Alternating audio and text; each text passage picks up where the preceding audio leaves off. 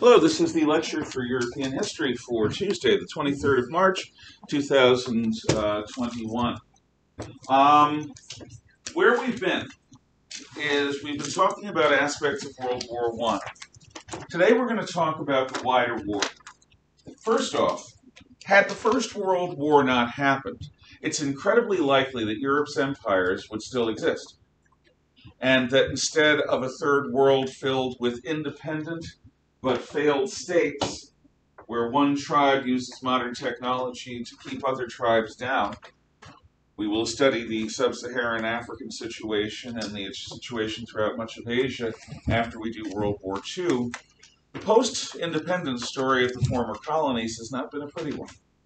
It's entirely possible that if World War I had not happened, the colonial empires might have had a chance to do something other than destroy the local societies.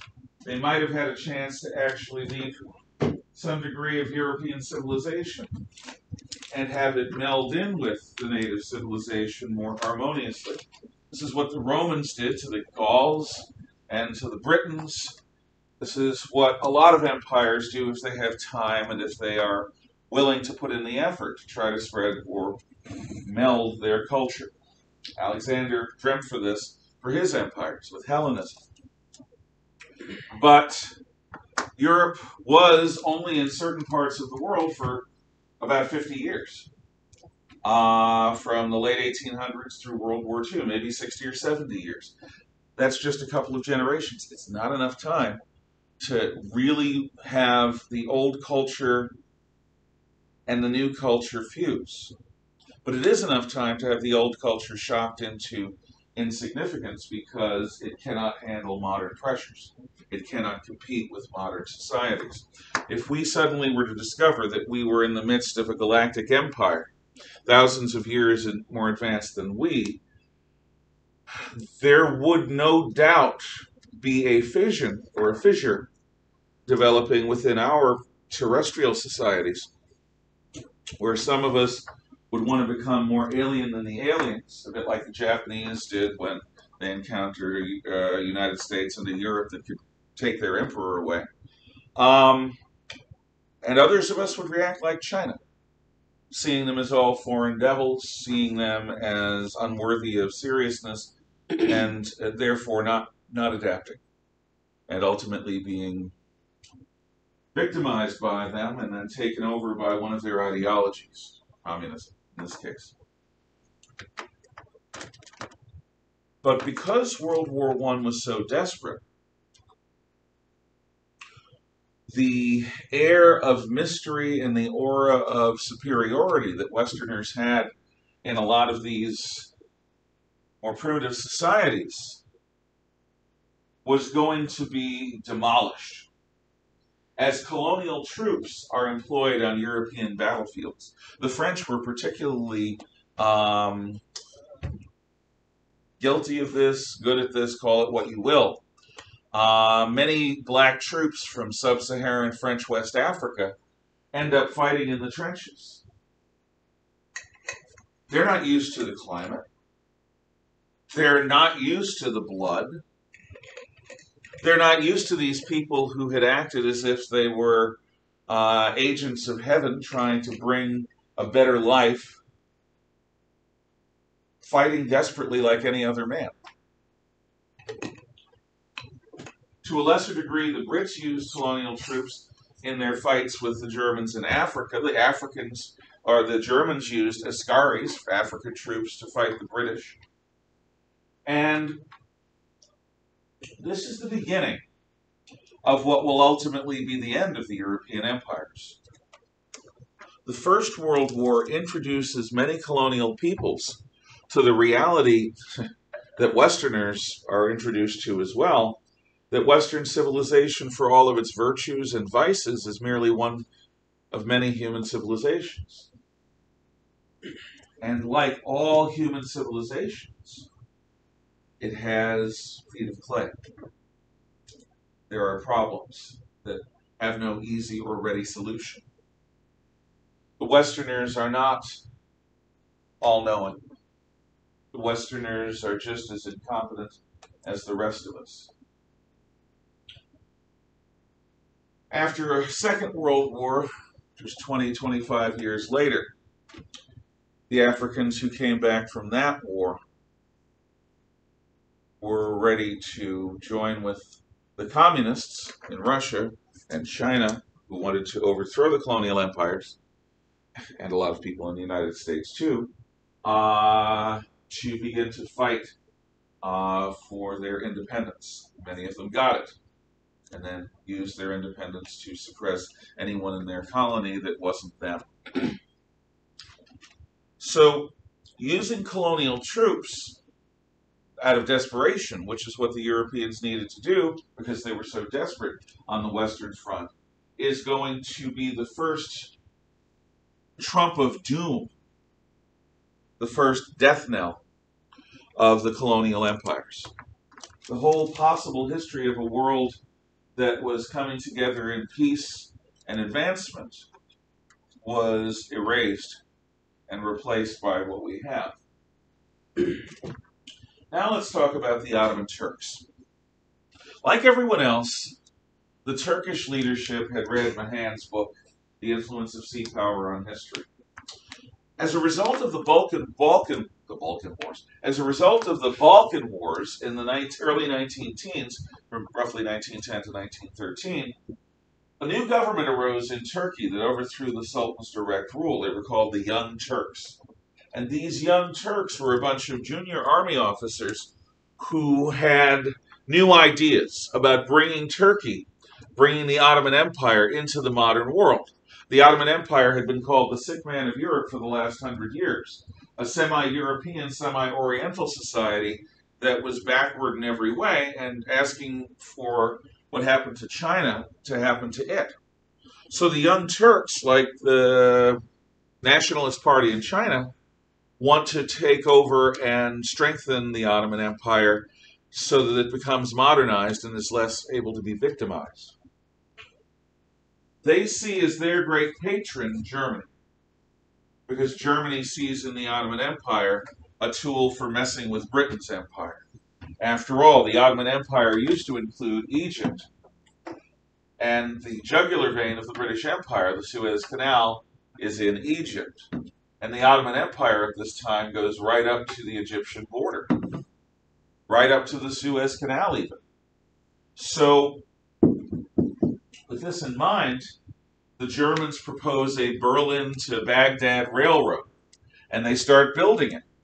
And that railroad is going to infuse a lot of German money and German influence into the Ottoman Empire. It's also going to allow the Germans to begin to make contacts among these Young Turks. But they go to the British for a dreadnought battleship. And the British are building them a dreadnought battleship. However, when the war starts, the British have 5 or 6 dreadnought battleships and battle cruisers that are building in their yards for foreign navies. These 5 or 6 dreadnought battleships and battle cruisers could really help seal the deal of Britain's superiority over Germany's in terms of navy power. So the British say to all of their customers, sorry, there's a war, we are temporarily confiscating your vessels. You'll get them after the war, or we'll make it right with a new vessel.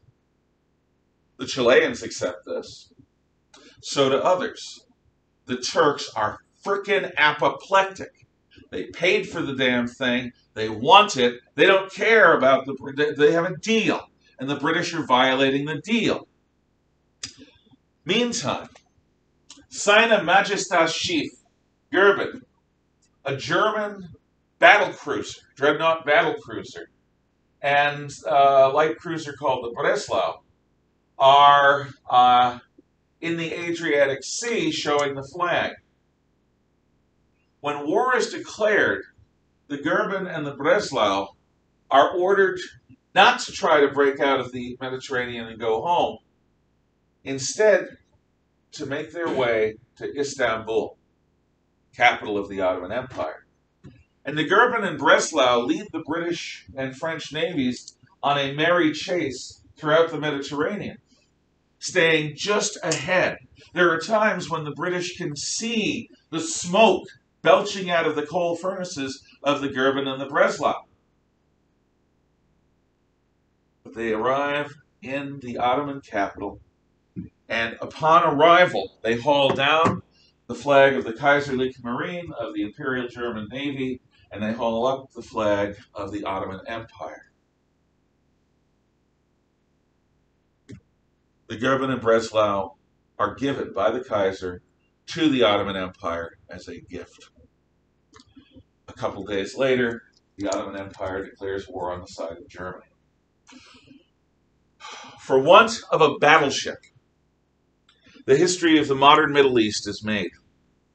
Because with that gift, the Ottoman Empire throws in against the country, Great Britain, that has protected it for the last 100 years from being victimized like the Chinese were.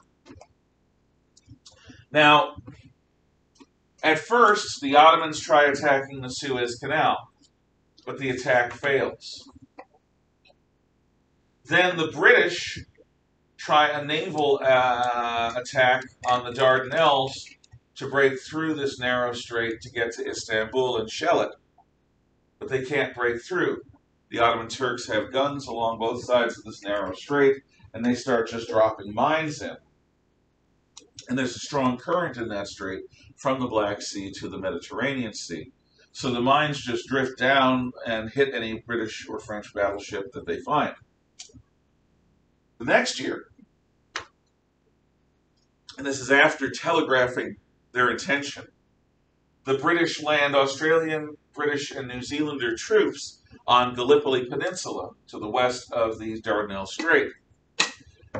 However, amphibious warfare is probably, except for a fighting retreat, the most dangerous kind of warfare to plan and execute. The British land their troops, the Aussies and the Kiwis, onto Gallipoli, but don't advance aggressively enough inland. By the time they begin advancing inland, they realize that they're on beaches beneath cliffs dominated by Turkish guns. And even if they reach the top of the cliffs, there's another set of cliffs just inland dominated by Turkish guns. So Gallipoli becomes a bloodbath. And the Australians have a song, Waltzing Matilda. It's the song, well, I may put it on as something for you to watch at home, and if we have time today, I may play it, because there are variants of it that have to do with Gallipoli. What you need to know is that Gallipoli is an unmitigated disaster. Churchill, who's the head of the Navy for Britain at this time, is blamed for it. Although Churchill did not say, let's do a naval attack on the Dardanelles without military support. Churchill wanted military support from the beginning. Had he gotten it, it might have worked, but the Turks had time to fortify. Meanwhile, after the failed attacks against Turkey, which really is good for Turkish morale, and makes a new Turkish colonel famous, a guy named Mustafa Kemal, who later is known to history as Kemal Ataturk, the father of modern Turkey. He is part of the defense of the Gallipoli invasion. The British are also trying to make hay against the Muslims, Ottoman Turks, by sending representatives to Mecca and to the house of Hashim, the Hashemites. The house of Hashim, the Hashemites, are blood descendants of the Prophet Muhammad. This gives them great status. And also, as sheikhs of Mecca, they are the protectors of the holy places. The British think that they can convince the Hashemites to challenge the Turks for what is called the Sultanate. The Sultanate is a general term that means the chief state within Islam. The British think that if the Arabs under the Hashemites rebel against the Turks, with their status as descendants of the Prophet and the keepers of the holy places at Mecca, that with British help, Muslims will stop looking to Istanbul and to the Turks, who are after all not an Arab people, and we'll start looking to the House of Hashim, the Hashemites, who are British allies. In service to this, the British give the Arab national movement a jolt, a flag, a bunch of colors, white, black, red, and green, and they send agents, including a young British officer named T.E. Lawrence, who, if you remember the scenes from last week, that's based on a true story. So Lawrence, this amazingly odd Latin scholar and scholar of ancient times, becomes fascinated with the Arabs, and he either goes native or seems to go native, and he begins establishing a following among the Arabs, because the Arabs, of all things, they like men who are gifted in battle. If a man is gifted with victory in battle, clearly Allah smiles on him, and so Lawrence ends up commanding Arab troops in the field. And because he has no tribe, Lawrence is able to command troops from mutually hostile tribes. The Arabs actually rise up, and with the help of Lawrence, begin advancing towards Damascus. This is in 1916, 1917. They've damaged a bunch of railroads, doing terrorist attacks, and now the Arab army is ready to march towards Damascus, while a British army under General Allenby is ready to march towards Jerusalem in parallel with one another. The British are responsible for waking up the Arabs, who had up until this point been in a medieval-style slumber. As Allenby is approaching Jerusalem, Chaim Weizmann, the head of the Zionist movement after the death of its founder, Theodor Herzl, Chaim Weizmann, who has friendship with members of the British leadership, begins talking to Arthur Balfour, a former British Prime Minister who's now involved in foreign affairs. And between them, Weizmann and Balfour they draft what is known as the Balfour Declaration, which has made British government policy. What the Balfour Declaration is a public promise by the British Empire to establish a Jewish homeland in Palestine if Britain wins the war. Now, the Jews have been exiled from what is then Palestine, what had been Judea, from the time of the Emperor Hadrian in the 130s AD after the Bar Kokhba War. So now the Jews are being offered a chance to come home. There had been small Jewish settlements in Palestine before 1917. In fact, many Jews are fighting under Ottoman colors in Ottoman military units, proving their loyalty to the Ottoman Empire and the worth of having Jewish settlers in the Ottoman territory. Why do the British do this? Well, first of all, to get Jewish support. The belief that people who have, even people who are not necessarily anti-Semitic, is that the Jewish people are very wealthy. And because of this wealth, they have political influence. And the belief is that by promising the Jews a homeland in Palestine, the British can get Jewish financial support, particularly from the United States, but from all around the world, to help Britain's economy, which is ruined by First World War. They also believe that they might get other help, political help.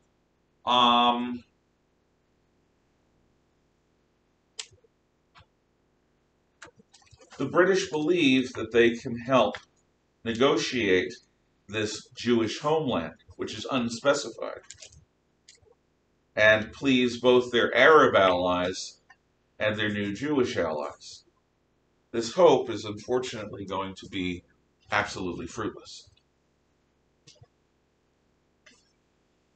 The heart of the problem in the modern Middle East is this Balfour Declaration, in conjunction with the way the Arab nation has functioned for the last 1,000 years, or 800 years, since the Mongol conquest. The Arab world has been intellectually second-rate. It has been mired in medievalism. It has allowed itself to be ruled by the Turks. In fact, the Arabs don't think that there is an Arab people. There are the Harif, there are the Hawitaf, there are the Hashemites, there are a bunch of tribes, but there are not. This idea of Arabs is a British notion imported. I will also tell you this. Before 1917, there were Arabs that lived in Palestine that were culturally indistinct from any Arabs elsewhere in that part of the world. There was no Palestinian Arab identity. That is a product of the last 100 years. But there were no distinct Palestinian Arabs in 1917. There were Arabs that were basically the same as they were in Syria and Jordan and northwestern Arabia that happened to live in Palestine. But by dropping a Jewish homeland into the middle of an Arab sea, ripples are created. And unfortunately, most Arab leaders are unwilling to make peace with the Jewish state. Until just the last year, literally, the only Arab nation to even begin to make peace with Israel is Egypt. And that happened in 1978. And I'll tell you that story later. But with the exception of the Egyptian army, until last year when President Trump helped negotiate peace treaties between several and open diplomatic relations between several Arab Gulf states and Israel, which I never believed would happen. And whether you're a liberal or a conservative, President Trump or Secretary of State Pompeo deserve credit for doing something that nobody thought could be done. With the exception of those states within the last year and the Egyptian army in 1978, no major Arab or Islamic leader is willing to give legitimacy to the Jewish homeland. Instead, they view Israel, as it's come to be called, as a later-day Crusader state. The Crusader states, as you remember from medieval history, established themselves in the Middle East for about 100 years. And then the weight of Arab numbers and Arab intransigence and Arab refusal and Arab pressure drove the Christians back into the sea between 100 and 150 years after the Crusader states were established. So today's Arabs believe it is inevitable that they will drive the Jews into the sea. And this has been their rhetoric since the establishment of, actually since before the establishment of the State of Israel. And if you look at most of the problems in the Middle East, they are connected to the Arab-Israeli conflict in one way or another. So what happened in the First World War is of critical importance to the history of the world, of oil prices, and the Middle East, and of the Jewish and Christian and Islamic faiths. They are all wrapped up with this. Now, how does it turn out? Well, the Arabs reach Damascus, and they want to have their own country. The British, on the other hand, have done a deal with the French to split the Ottoman territories. The Greeks were going to get what we now call Western Turkey. The British were going to get an arc of territory from Egypt, including Palestine, Jordan, and Iraq. The French were going to get Lebanon and Syria. And the Arabs, probably the area south in the desert, and eventually the House of Saud would end up taking over those areas. Like the Austro-Hungarian Empire, the Versailles Treaty that settles the borders after World War I makes of the Ottoman Empire out of one many. The Turks are actually revived, and under Kemal Atatürk, the father of the Turks, the modern Turkish state develops, and they kick the Greeks out of Western Turkey. The British and French rule their various areas of the Middle East until after World War II. But throughout this entire period, as more and more Jewish settlers come in, and as more and more Arabs decide we're not going to welcome them, things get worse. And those Arabs that are willing to welcome the Jews are killed by their own people, nastily, as if there's any other way.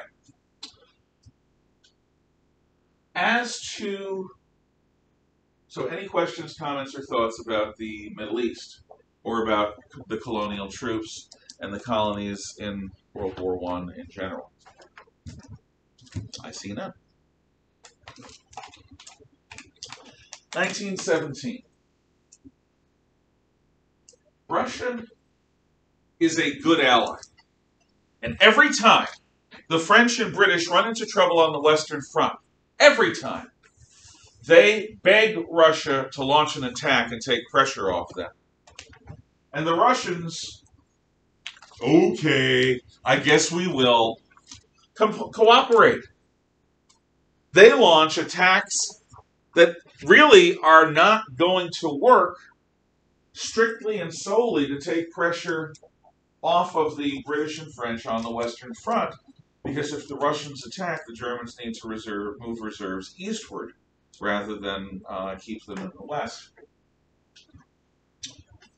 The Russians lose massive numbers of people.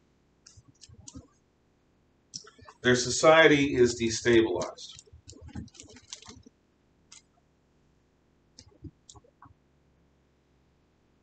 Meanwhile, the Tsar has alienated his people. The Tsar had been beloved by everyday Russians.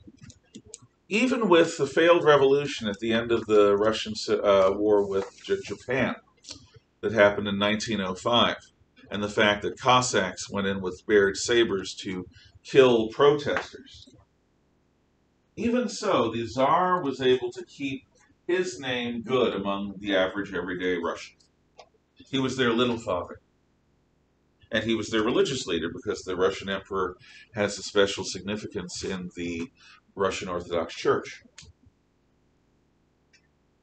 But the Tsar Nicholas was married to Alexandra. Alexandra was of the royal house connected to Queen Victoria, Saxe-Coburg-Gotha. She was, in fact, a descendant of Queen Victoria. Queen Victoria married her first cousin. As a result of that para-incestuous relationship, hemophilia is entered into the bloodline, and it plagues many people related to Queen Victoria throughout the royal families of Europe. It is still a problem to this day among some of them. They have a much higher chance of contracting hemophilia or of being born with it than other people.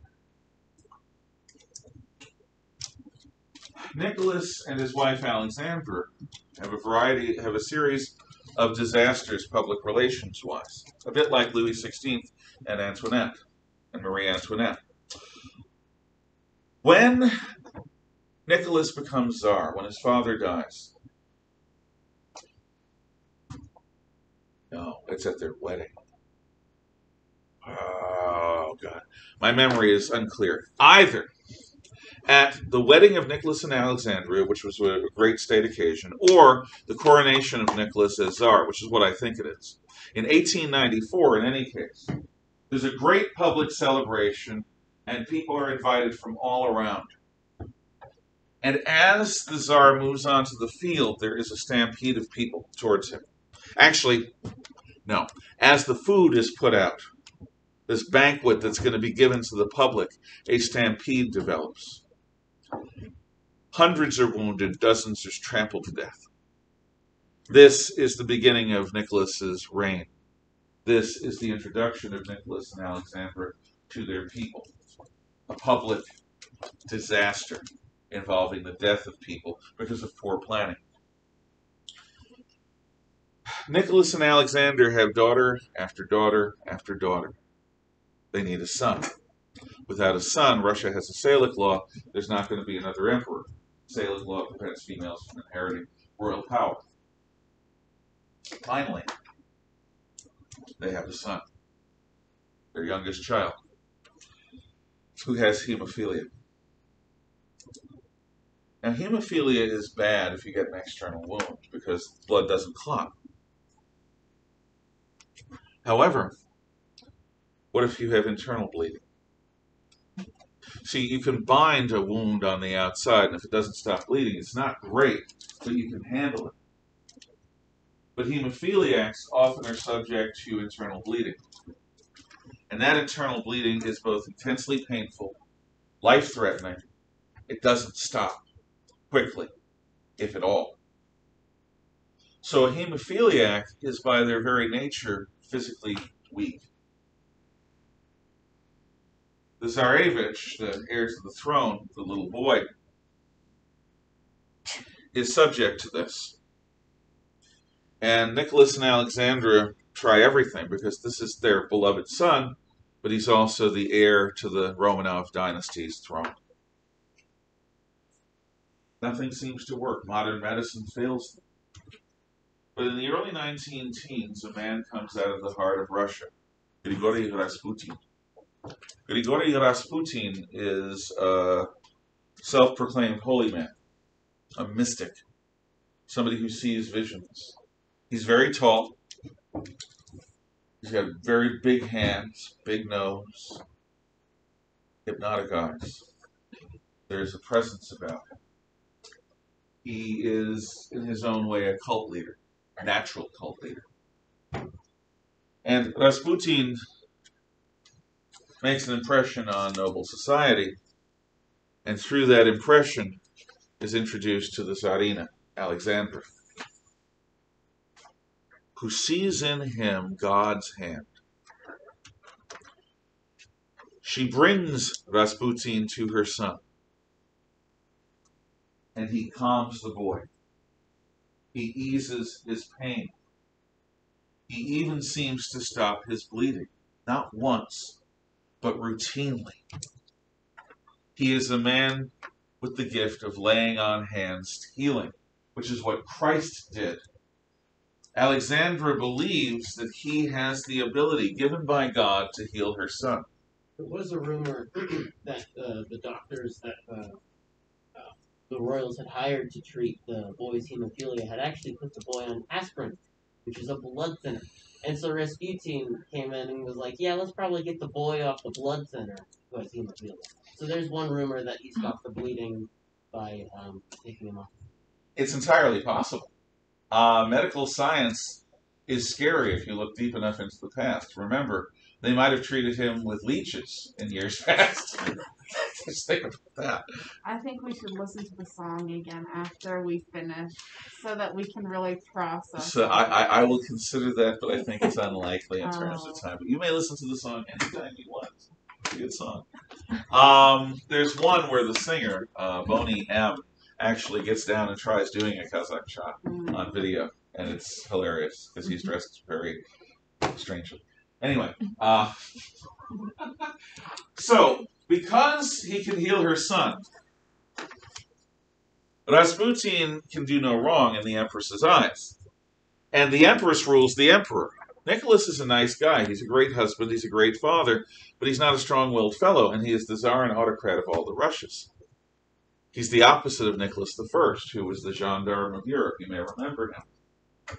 So if the queen, if the empress, if the Tsarina is happy with Rasputin, everyone's happy with Rasputin. So because he's got access to her, who's got access to him, the Tsar, everyone starts cultivating Rasputin. Men get in line to prostitute their wives to Rasputin in order for him to mention their name at court. They do this not only with their wives, sometimes they do it with their daughters.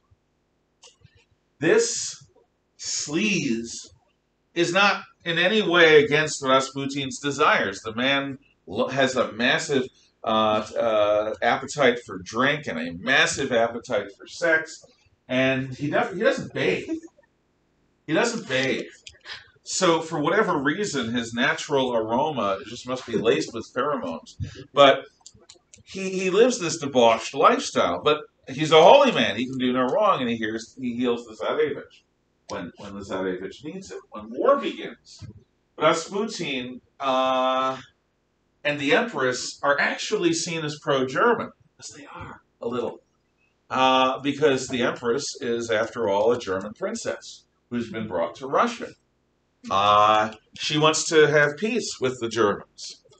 And Rasputin and the Empress convinced the Tsar that the only way that the war could be won, think about why they did this, is if the Tsar goes to the front, to the high headquarters of the Russian army at Mogilev, to Stavka, and takes personal command. The Tsar is not a general. He's an emperor. They're different jobs. But the Tsar, under pressure from his wife, inspired by Rasputin, does what they tell him to do.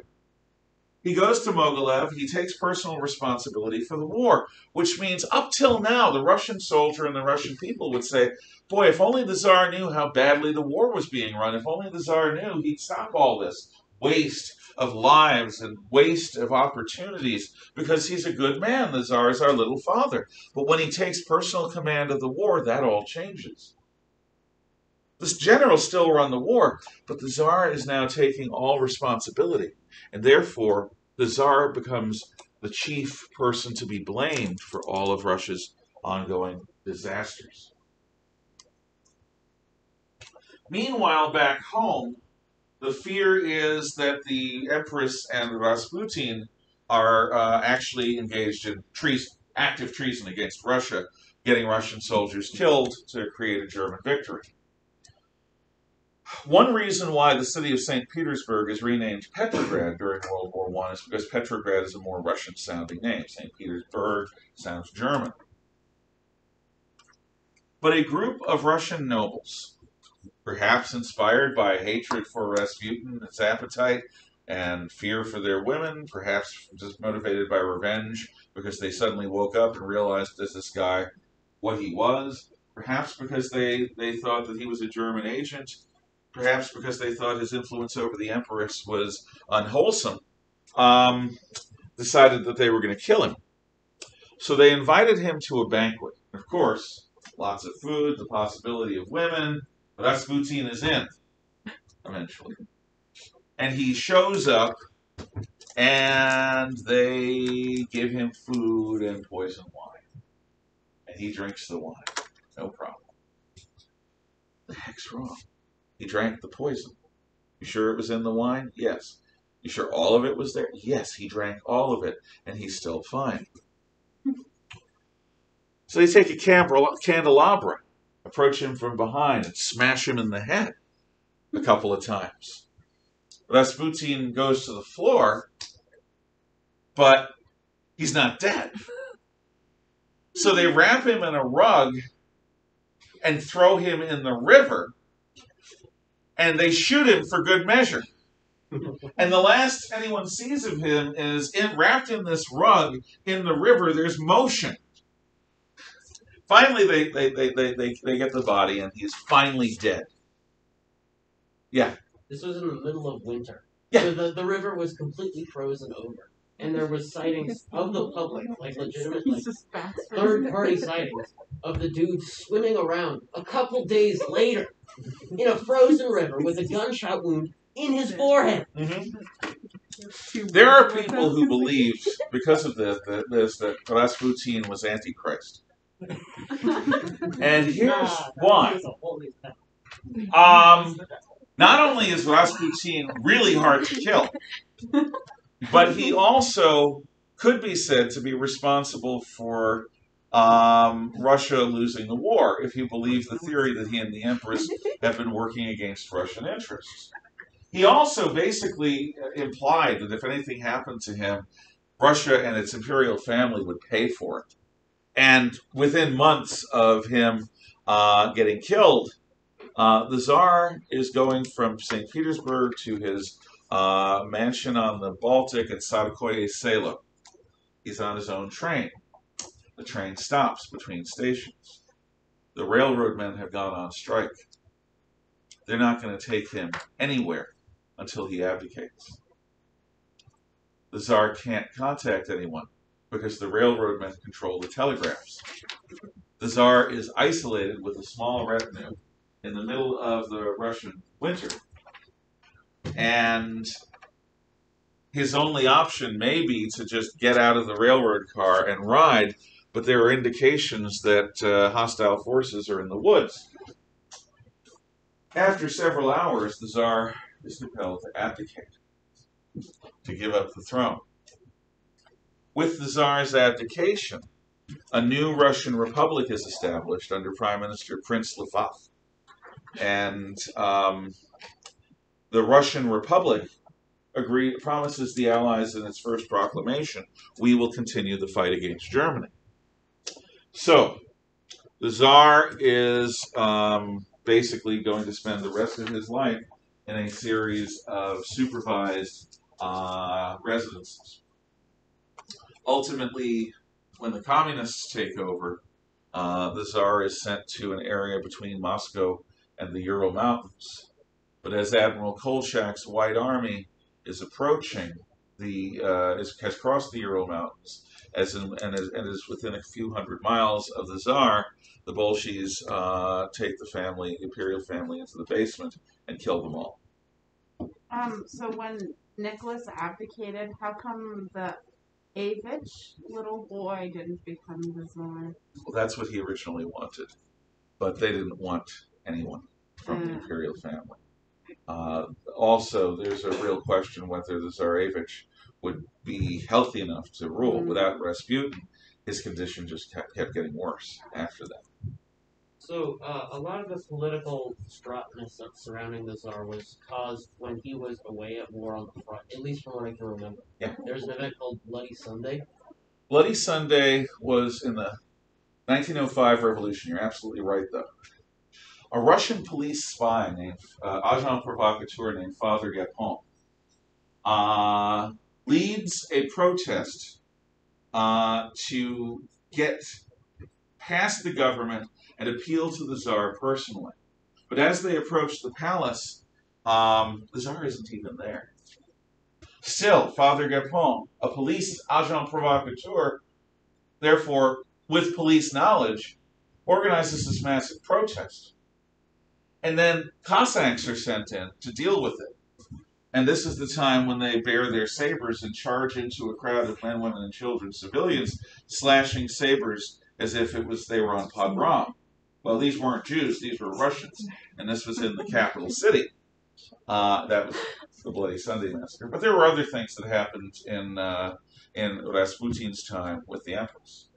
What? And there's also a thing with, it was one of the Tsar Nicholas. It was either his father or him, where the father really just thought he was a wimp and hated him and really didn't. That was Nicholas II. Alexander III was a tough guy.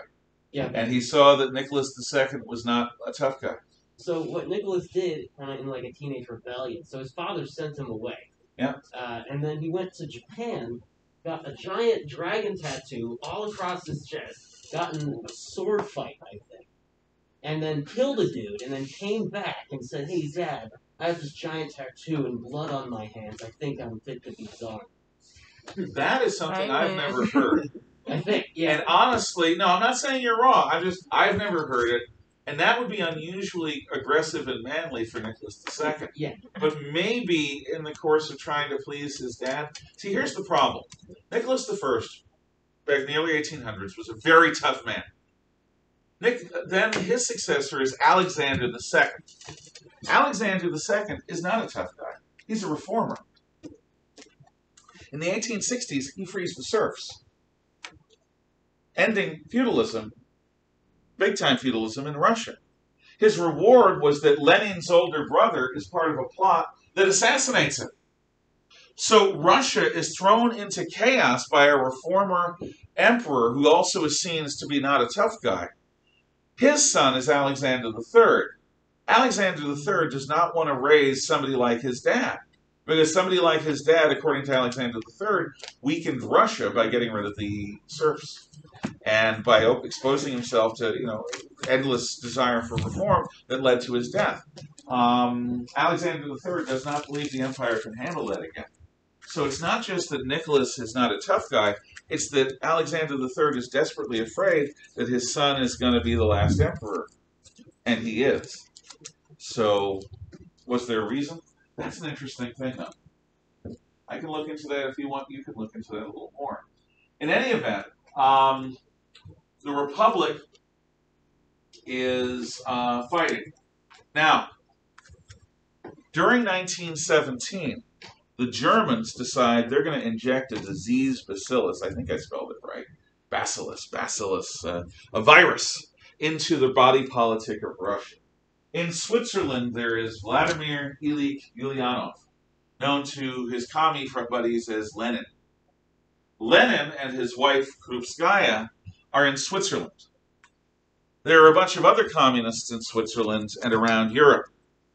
The German government has spies, knows exactly where they are and what they're doing. And the German government, von Hindenburg and Ludendorff, make a proposal to Lenin and his people. We will set up a sealed train. You won't talk to our railroad workers. You won't talk to anyone.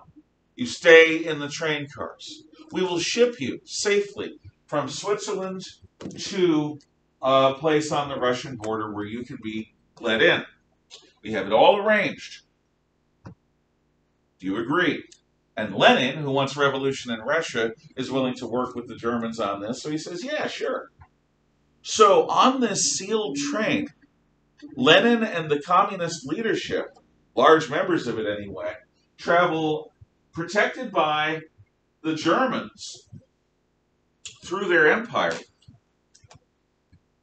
When Lenin arrives at Finland Station in the summer of 1917, it's a cause for celebration. So the Germans do inject a virus. Finally, you need to know this. I guess we're not going to have the exam tomorrow, but we'll need to say a lot more. The Russian Republic is not the only thing that's proclaimed when the Tsar abdicates. On the same day the Republic is proclaimed, the Petrograd Soviet is established. Soviet is a Russian word for council. The Petrograd Soviet is the council of workers, soldiers, sailors, and peasants. It's the organization of the working class with their socialist leaders. The Petrograd Soviet becomes a place where anyone can speak. But it is dominated by the parties of the hard left, particularly the Socialist Revolutionary Peasant Party and the Communists, both Menshevik and Bolshevik, increasingly Bolsheviks. The Soviet establishes a new military position called Commissar. A Commissar is assigned to every officer, every unit. The Commissar might be a soldier from that unit, or it might be somebody sent by the Petrograd Soviet. Nothing happens without the Commissar's approval. The unit doesn't advance unless the Commissar agrees with the officer's order. The unit does not fight unless the Commissar, who's looking out for the soldiers, agrees to the officer's order. Soviet Commissar-style systems are set up in every factory and on many farms. The owners of the factories and the management of the factories can't get anything done without the cooperation of the Soviet. The Soviet soon becomes a shadow government with more influence over Russian industry and the Russian army than the government has. In the summer, Lenin and his followers try to establish a revolution. It's called the July Days. It fails. Lenin has to go into hiding, so do the communists. But the Soviet goes on. So the army is strengthened when the July Days are suppressed. In September, General Kornilov, the head of the Russian General Staff, launches an attack on the Republic and on the Soviet. He's marching units north to Petrograd to establish a military dictatorship and maybe reestablish the empire, maybe something else. And he is stopped by the Soviet. His troops literally melt away. This sets the stage for the October or November Revolution by the Bolsheviks. So the army beats the Bolsheviks, then the Soviet beats the armies. Now everyone's waiting for the Bolsheviks to try their hand.